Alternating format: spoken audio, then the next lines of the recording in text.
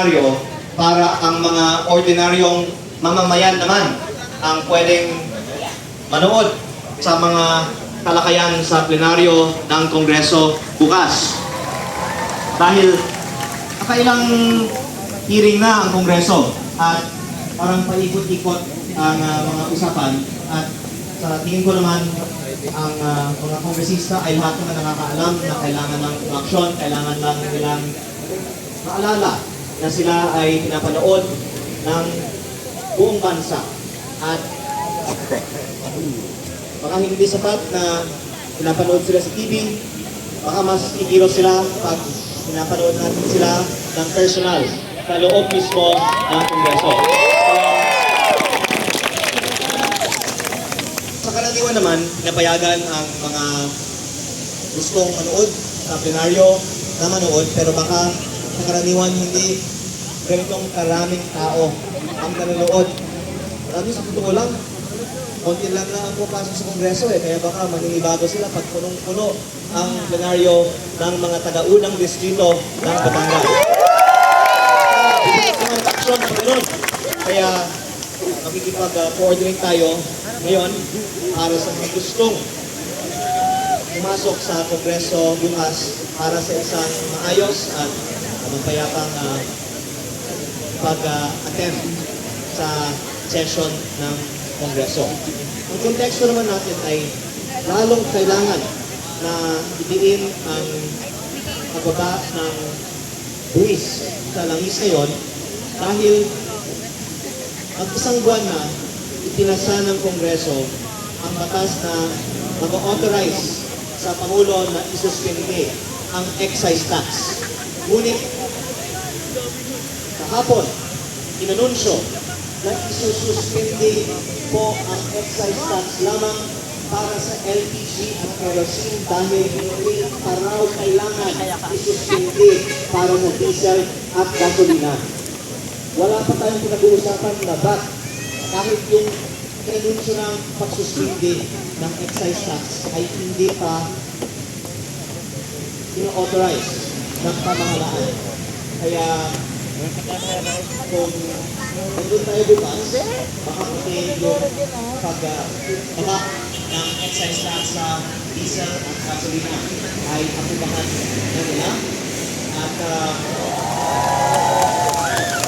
ganoon din sa pahayag ni Committee Chair na isa-schedule na rin ang pagboto para sa mga karagdagang pang mga panukala para ibaba ang VAT. So, magkikipag-coordinate tayo sa mga leaders sa atin ngayon. Sino sa atin ay gustong pumunta sa Kongreso? Sino po ay gustong pumunta sa Kongreso bukas?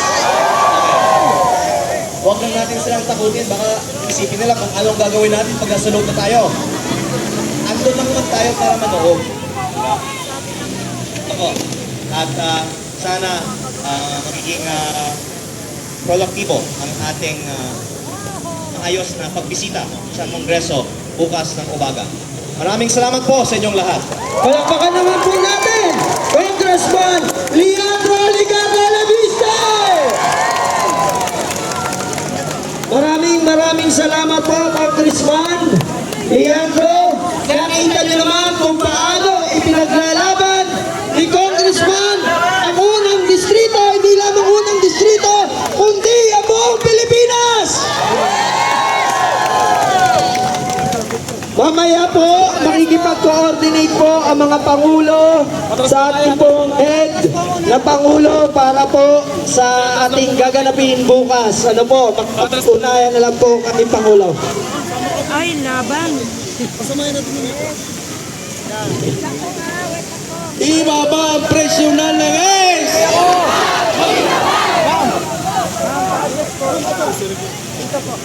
Presyo ng langis!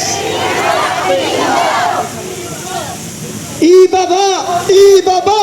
Presyo ng langis!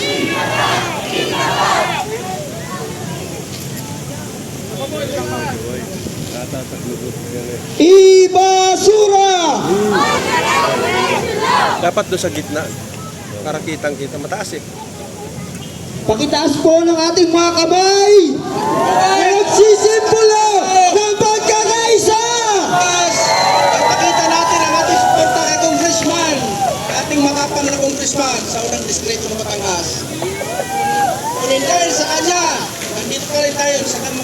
Tatalas tayo ng kahirapan sa mga panahon.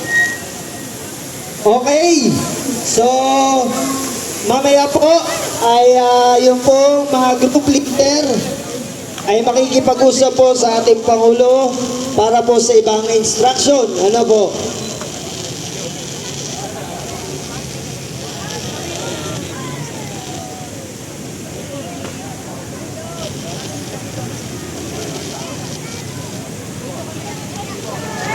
Palakpakan naman po natin si Congressman!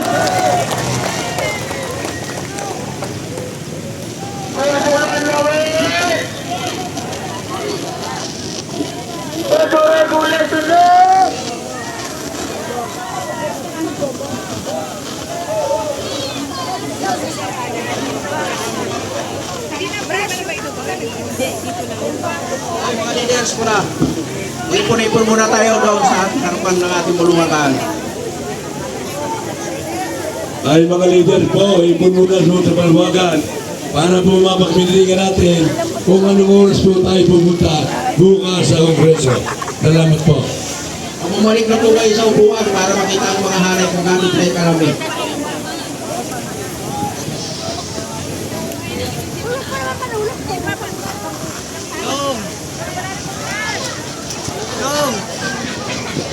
Sa upuan muna po tayo, sa upuan.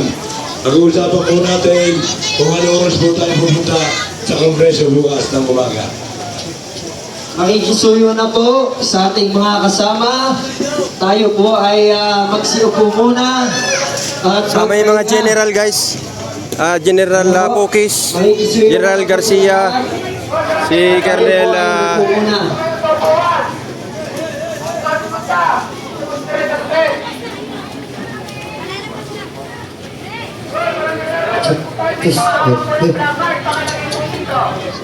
yung mga placards po na ginamit, makikisuyo po na padala po muna po din sa Bulwagan. Yung mga placards na ginamit ay pabalik muna po dito sa ating Bulwagan para magamit po natin at yung mga sira ay repair po natin.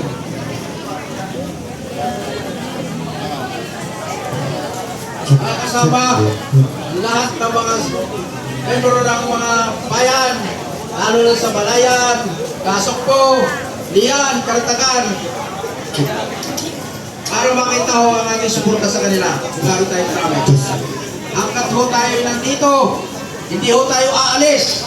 Hanggat hindi natatapos at tayo nilin ni Congressman sa ating adikain na para may pababa yung mga bilhin at nakis.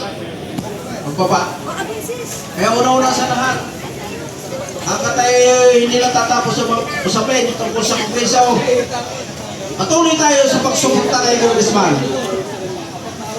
Magandang hapon po sa mga kasama na nandito ngayon.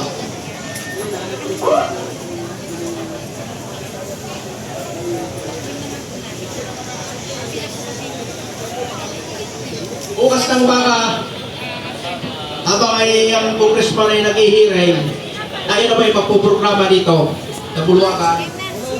Pansa ulit tayo. Programa sa Diwasang Bonifacio, din sa harap. Para makita ng tao na tayo